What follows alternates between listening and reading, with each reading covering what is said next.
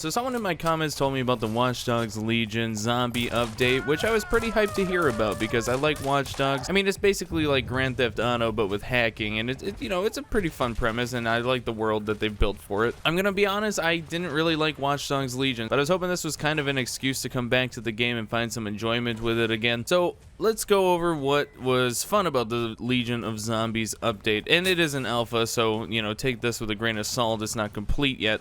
But there is a lot of concerns with it that I hope that they iron out before the full launch, if they even get to the full launch of Legion of Zombies. Firstly, I think it actually has a really fun atmosphere. I like that it's basically open world. You just go around to these different nodes, pick up packages, and then make it to an extraction point, which I wasn't able to do once. It is very challenging, which is good. I think challenging is fun in some games, depending on what it is, and it really works for this one. I also like that there's NPCs that guard these supply packages, and you're able to use all of the hacking mechanics from single player, and you can even try to manipulate all the different gates, traps. You can even set off buzzers on NPCs to attract zombies towards them so that the zombies can wipe them out, so you can just go in and take the supplies. The gameplay itself is very fun. There's times where you can use your parkour to get to a better vantage point or get to certain areas that are a little more difficult to get you some better angles on both NPCs and zombies, which honestly with the zombies it's probably better to be up above them as much as possible because these are actually deadly. Some of them are just kind of crawlers, but some of them will sprint at you, and they're actually really fast. It actually scared me the first time because I was not prepared for them to be running. I thought they'd be kind of slow zombies and it was going to be a very casual zombies experience. But no, these are like 28 days later sprinting zombies, which is awesome because a lot of times in zombie games they do tend to be kind of boring and lackluster and they sort of shamble around, but if you add some intensity to them, it really adds to it. Now, it definitely feels like it's supposed to be played with at least 3 people, so if you want a good challenge, running the game solo currently in the alpha build is pretty fun. You also get random loadouts when you start up the game, which is kind of fun. You also get random loadouts when you start up the game, giving it a roguelike feel to it, which is kind of good. I like the roguelike system. It's kind of like gambly. You don't have any character customization currently, which is kind of a bummer. I'd like to see that on the final build for Watch Dogs Legion Zombies. So that's like the overview of what the gameplay actually is. Now, some of the problems I've seen and bugs that I've seen that are currently game breaking, and again, this is alpha, so it's not supposed to be harsh, it's just kind of feedback on what problems I've ran into. The zombie AI is pretty horrendous. They're pretty good at finding the player, but when it comes to actually, you know, sabotaging NPCs in their camps, the zombies have a hard time pathing towards the NPCs. Even if you open up all the gates, they'll get stuck on walls, stuck on invisible barriers, and they just are kind of useless in that sense. It would be really fun, and I think that the intention is there, that if you could sort of sabotage these NPC camps and flood them with zombies using things like the gates, traps, alerting things from the NPCs like radios and stuff, I think it'd be really, really fun, but it's just not quite there yet. It's also kind of weird to me that you can't pick up NPC weapons, and I get that they're doing that for like a difficulty setting, but it doesn't really make sense when they drop an AR-15 right in front of you and you can't grab it. But you can get them from power-up boxes around the map, so I guess that's what they're going for, is you have to use the power-up boxes to get weapons.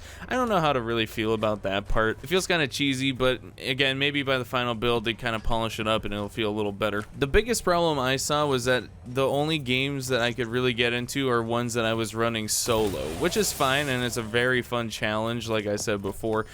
It is not easy by any means. You do have to try somewhat hard to make it all the way to the end, which I never was even able to. I'm alright with admitting I'm a little bad. But I went and set up a public lobby, and I was waiting for about 5 minutes to get one single person out of 4, and then we waited for about another 10, and we could not find a 3rd or 4th player. So we ended up launching it with just us 2, and it was going pretty good. And from what I could tell with the 2 players is that it does have a lot of co-op elements to it. You do actually have to work together, figure out paths.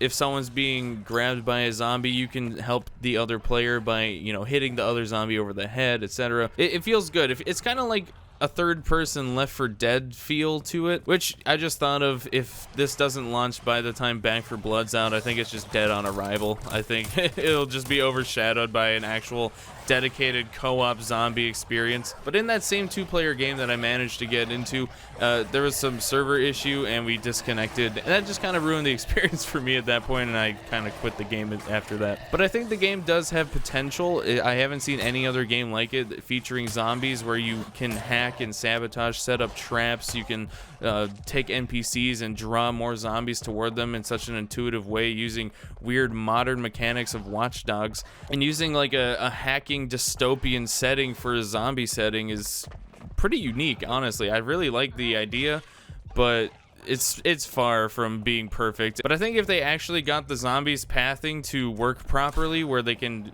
actually find NPCs in their camps after you open a gate and not just walk into a wall very slowly, I think the game will be a lot better. Because other than that, I mean, everything else runs pretty smooth. It's just the fact that zombies only seem to be able to find the player and not the NPCs, which kind of defeats the purpose of all the mechanics that they offer in Watch Dogs for a zombie experience. They also need to do a better job with marketing, because I only found out because someone mentioned it in a comment on one of my videos.